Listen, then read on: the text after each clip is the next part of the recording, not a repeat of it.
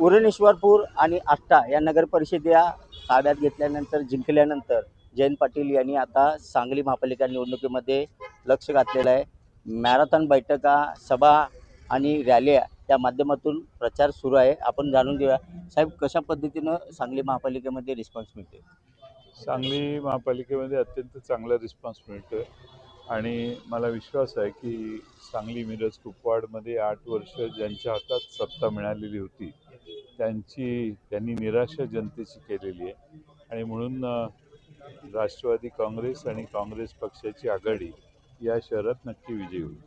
साहेब, प्रत्येक वेळेला पाहिलं तर उरण ईश्वरपूर असेल, आष्टा असेल, या दोन्ही नगर परिषदेच्या निवडणुकीमध्ये तुम्ही स्वतः दोन्हीकडे लक्ष देऊन होता। अनेक राज्यातले नेते आले होते, स्वतः मुख्यमंत्री आले होते, सांगली महापालिकेतील स्वतः मुख्यमंत्री आलेत आणि आता तुम्ही स्वतः या ठिकाणी लक्ष घालताय।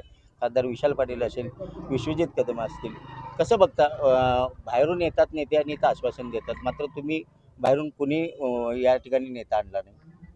नाही, आम्ही बाहेरून नेता आणण्याची आवश्यकता नाही आहे, पण या शहराचे प्रश्न आम्हालाच सोडवायचे आहेत आणि म्हणून या शहरातल्या जनतेला विश्वासात घेऊन ही निवडणूक आम्ही लढवतोय आणि एकमताने आम्ही सगळे उमेदवार दिलेले आहेत आणि त्यामुळं मला खात्री आहे की सांगलीची स्वाभिमानी जनता लढणाऱ्याच्या मागे राहते आणि त्यामुळं स्वाभिमानी जनता आमच्या मागे राहील। भाजपनं तसं पाहिलं तरी तर सोबळाचा नारा दिलेला आहे, मात्र राज्यात आता एकत्र आहेत सर्व, शिवसेना असेल, अजित पवार राष्ट्रवादी असेल, पण या इथं स्वतः पॅनल लावून त्यांनी उभा करायला निवडणुकीला सामोरे जातात।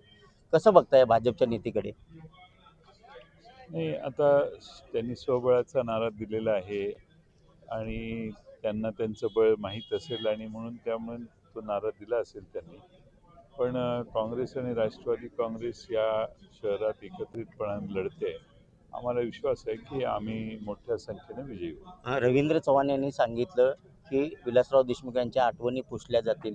अनेक ठिकाणी लातूर असेल आणि इतर जिल्ह्यात बंद पुकारण्यात आलेला आहे, नंतर त्यांनी दिलगिरी व्यक्त केलेलं आहे। कसं बघता? राज्यातले एक मोठं नेतृत्व म्हणून विलासराव देशमुख होतं, तुम्ही त्यांच्यासोबत काम केलेलं आहे, काय सांगाल? असं आहे की जुन्या महान नेत्यांचं, ज्यांचं या महाराष्ट्रात मोठं योगदान आहे, लातूर शहरात योगदान आहे, अशांची नावं पुसण्यातच यांची सगळ्यांची एनर्जी जाते आणि मला वाटत नाही की महाराष्ट्रातली जनता आणि खास करून लातूरकर हे सहन करतील, त्यांना मताच्या रूपानं उत्तर देतील असा मला विश्वास आहे। अजितदादा 9 तारखेला सांगलीमध्ये जाहीर सभा घेणार आहेत, कसं बघता याकडे? मी कसं बघणार त्याकडं? तुम्हीच बघायचं त्याकडे, मी कसं बघणार? नाही, कसं आहे, राज्यातले दिग्गज नेते या सांगली महापालिकेकडेच लक्ष देऊन राहील। त्यांच्या पक्षाला त्यांना आणण्याची आवश्यकता वाटली असेल म्हणून ते आणतायत आणि ते येत आहेत। त्यांनी सांगलीचे प्रश्न त्यांचे जे उमेदवार आहेत ते त्यांना मांडतील, त्यांच्याकडे अर्थ खातं आहे, त्यामुळं त्यांना मदत होईल असं त्यांना वाटतंय। पाहू काय होतंय ते। विजयाची कितपत खात्री वाटते?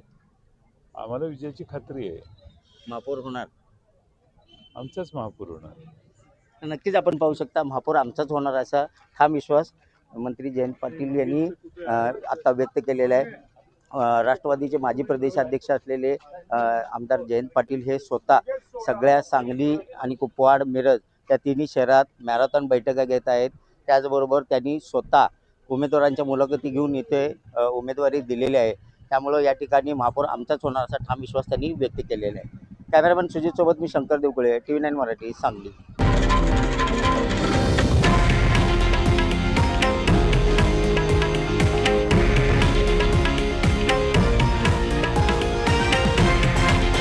हे आहे देशातील नंबर 1 न्यूज नेटवर्क आणि आपण पाहत आहात TV9 मराठी, एकमेव।